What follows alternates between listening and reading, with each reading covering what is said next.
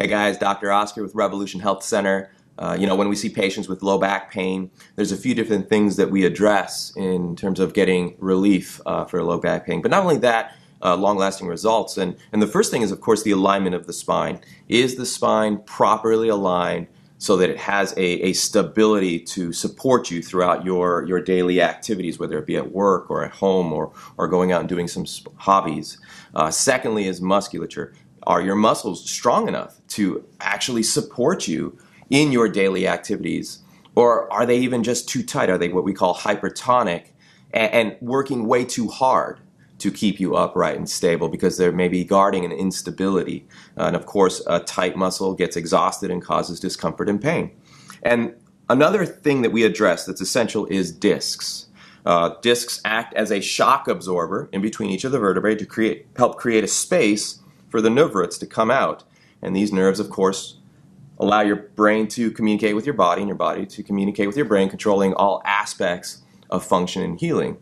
But as you begin to, say, lose disc space, and we've heard of that, you can compromise the nerves and actually irritate and inflame them, and that begins to affect your body's ability to function and heal, but can also cause pain and discomfort. And in a traditional route, a lot of times what will happen is you'll be diagnosed with like a sprain or a strain. And a traditional route to take as far as getting better is to get muscle relaxants and painkillers, of course. And although they may decrease the pain, you got to keep in mind if there's injury or instability in your spine and you're receiving a painkiller or a muscle relaxant, it's going to get rid of the pain and the discomfort, but you still have the injury. So you're feeling better, you're still going throughout your daily activities on an injured joint, and in many cases it can lead to more problems in the future.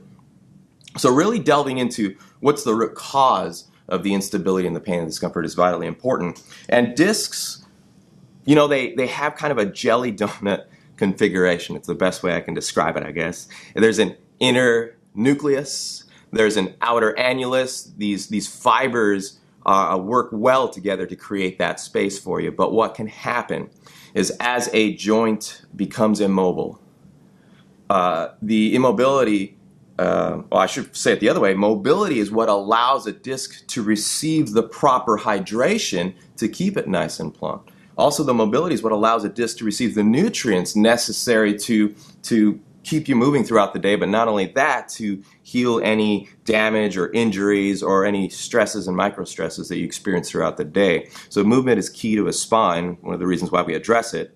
But what can happen is as you lose the mobility, the fibers can then lose their nutrient support, their hydration, become brittle.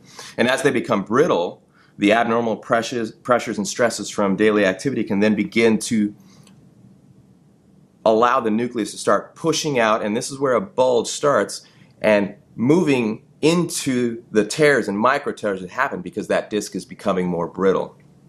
And ultimately, it can progress to a point where the bulge can blast right through and, of course, come on out and rest right on the nerve that's coming out here. This is a bulging disc. So in order to address this, well, you need to take a look at the stability of the spine, the strength of the spine, the movement of the spine.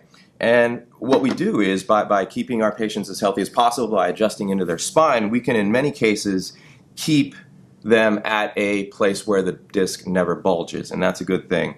Now, if it continues on without being addressed, it can bulge, and this is where a lot of times surgery comes into play. This is where people are talking about surgery.